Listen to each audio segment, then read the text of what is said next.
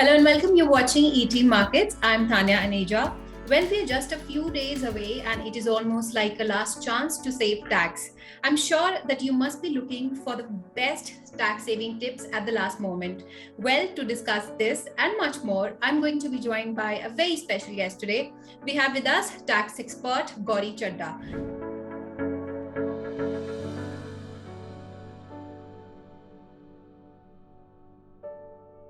Thank you so much, Gauri, for joining us on ET Markets. Thank you for having me, Tanya. So, Gauri, some taxpayers are assuming that, like the previous 2 years, the government might extend the deadline for the ITR filing. So, is there a chance of the ITR filing deadline being extended this year as well? See, Tanya, it's not just last 2 years, but in past also due dates have been extended. So I think this year also this should be extended. Although I feel it will be extended sometime near the 31st July due date only. The reason being that the government would want more and more returns to be filed as soon as possible. Okay. But why I feel that the due date will be extended is that the AIS and the 26AS, these are the most essential part of the return filing. They were updated somewhere in mid-June. So effectively, we get only 1.5 months to file returns. And for professionals who are handling hundreds and hundreds of returns, they cannot file so many returns in just 1.5 months. So there are chances, of course, but not anytime soon. So if you're filing your return on your own, I don't think so you should wait for the last minute. Just file it because now everything is available. And secondly, Tanya, the portal is also giving some problems. It's not working very smoothly. There are days when the portal is down. So another reason that I feel that the due date will be extended, but then of course, as I said, don't wait for the last minute, and maybe we'll get a notification towards the end. Okay, absolutely. And also, what should one keep in mind while filing the income tax return? I mean, any important documents they should have, any common mistakes that the taxpayers should avoid while filing the return? See, there are a lot of documents which you need handy before you start filing your return. So first is your Form 16 if you are salaried, and Form 16A if you are on a contractual basis. So these are very important documents.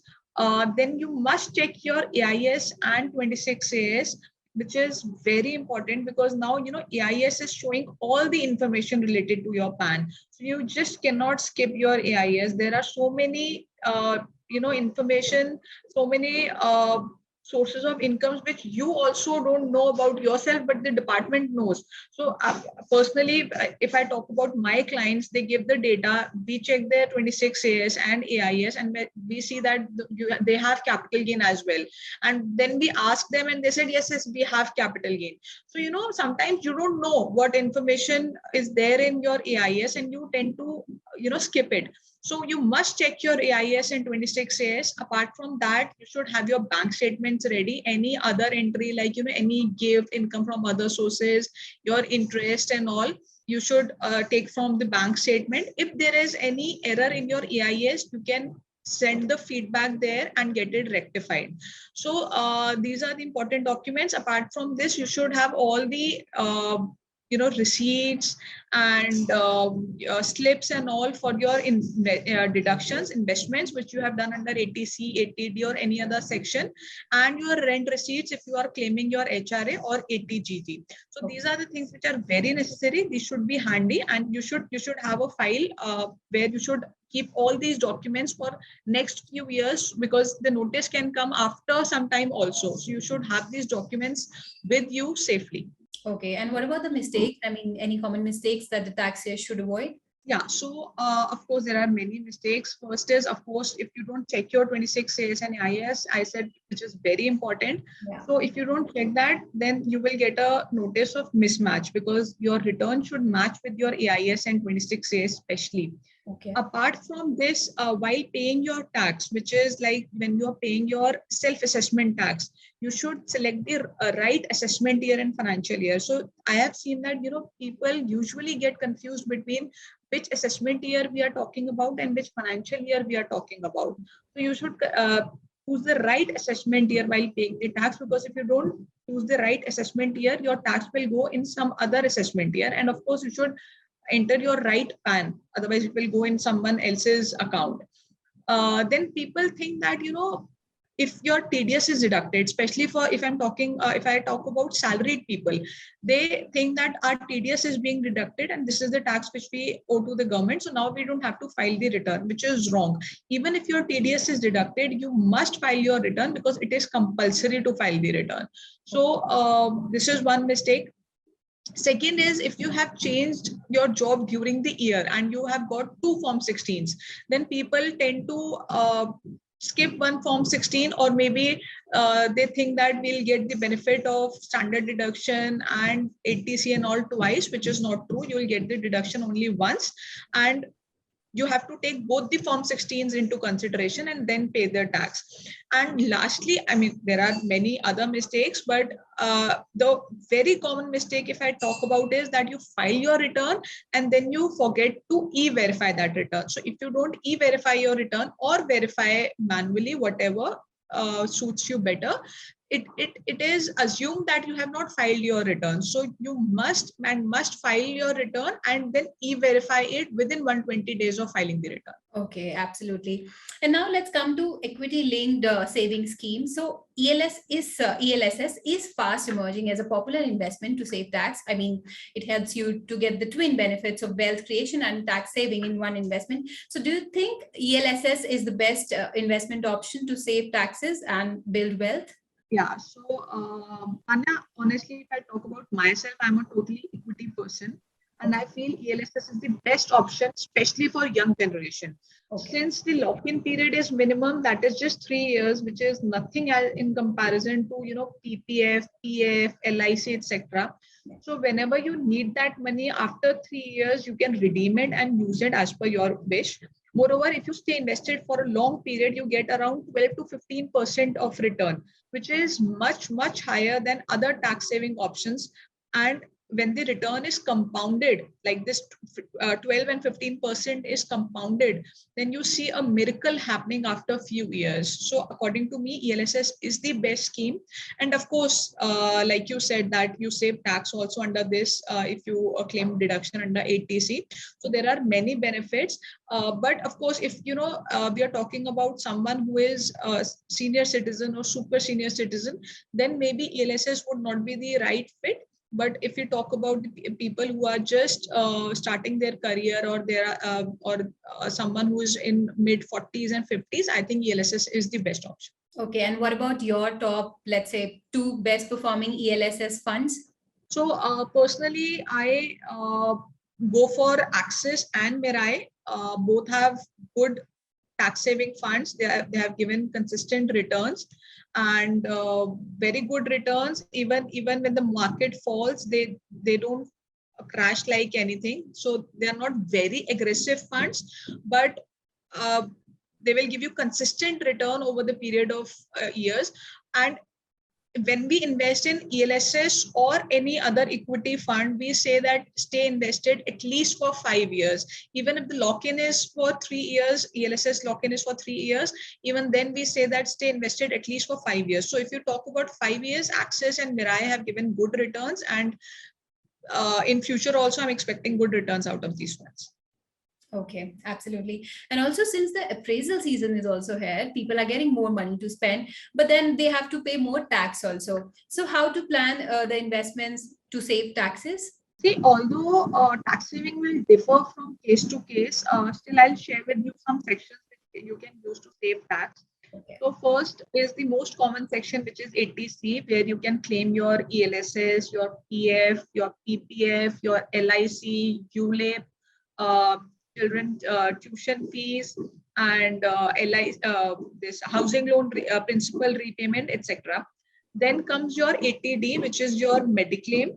So you can claim your mediclaim under section 80D.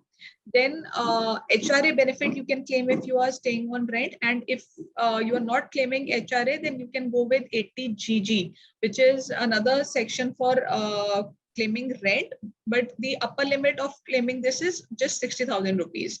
Okay. Then comes section 80E, which is your education loan. So if you have taken any education loan and you are repaying it, so the interest you are repaying to the bank or anyone, that can be claimed as deduction under section 18E. Then if you have purchased any house and your that house is on EMI and you are paying repaying the loan. So the interest part will go under section 824 and the principal part will go under section 80C. So you can claim your benefit under housing loan repayment also. There are many other sections. These are the common sections. Now, if we talk about your salary structure, so if someone after claiming these deductions is coming near to 5 lakhs, somewhere around 5 lakhs, so there is some, I'll give some tips to, pay zero tax, because if you come just little below 5 lakh, even 4 lakh 99,000 if you are earning, you have to pay zero tax. And as soon as you cross 5 lakh, you have to pay at least 12,500 as tax. So if you are near about 5 lakh, you can give some donation under section 80G and you can come below 5 lakh and you will have to pay zero tax. So this is the tax planning which you can use. And after using all these sections, you can try and come below 5 lakh. So this is a tip for people who are earning somewhere around 7, 8, 9, 10 lakhs. Above that, this won't work. But if you're within 10 lakhs, then you can claim that this benefit of 80G. Okay, absolutely. And lastly, before we let you go, how can one save tax on sale of equity shares or mutual funds? And also, how should one deal with capital gains from equity mutual funds? Before 2018, there was no tax on equity oriented mutual funds or equity on sale of equity and equity oriented mutual funds. But in 2018 budget, they came a tax of 10% and they gave a deduction of 1 lakh. So if your profit is till 1 lakh, there is no tax. And if you cross 1 lakh, there is tax of 10%. So you get a deduction of 1 lakh every year, every time.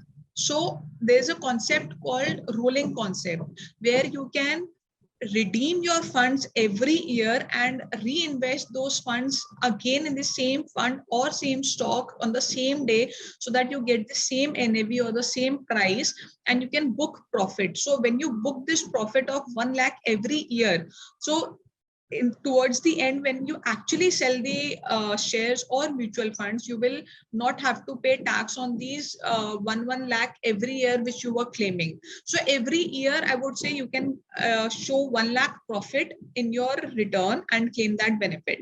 This is one. Second is this sale of equity shares and sale of equity oriented mutual funds come under section 54F, which is sale of any capital asset other than residential property. So shares and mutual funds come under this. So if we talk about section 54F and you sell your equity shares and you buy a residential house with the net proceeds, then you can get away with the taxation and you don't have to pay any tax. But of course, there are conditions. The conditions are that the assessee should not have more than one residential house when you actually purchase this house, and you can purchase this house 1 year before or 2 years after, and you can construct this within 3 years. Then another condition is that you must transfer the proceeds of capital of the proceeds of the capital asset to a capital gain account scheme before the return filing date if you have not invested the same in the residential house. And then you cannot sell this house within 3 years, or you cannot purchase another house within 3 years of purchasing this residential house or constructing this residential house. So there are few conditions, but of course you can save your capital gain tax on sale of your equity and equity oriented mutual funds by using this rolling concept or using this section 54F. Okay, absolutely. Lots of tax saving tips coming in from you. And on that wonderful note, thank you so much, Gauri, for joining us here on ET Markets today and sharing your valuable thoughts. Thank you very much.